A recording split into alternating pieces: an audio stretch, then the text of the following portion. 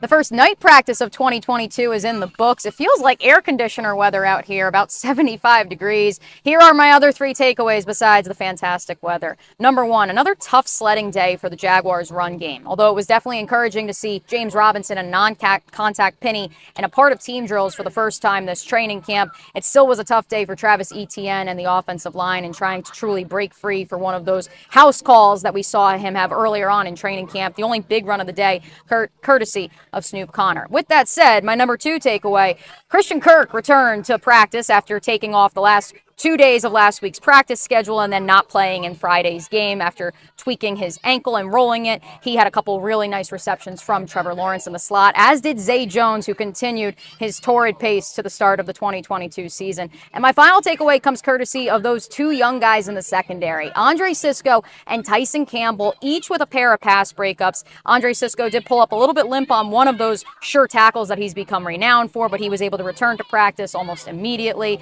The Jaguars are going to need those two to take a big step forward if their secondary and defense are to do the same this upcoming season. That is it from training camp at the bank. We will see you on Wednesday back at the Episcopal Night Complex. Mia O'Brien's Quick Hits are brought to you by Arlington Toyota. Buy new or used from Arlington Toyota and get 30 days to love your purchase or exchange it. Shop arlingtontoyota.com.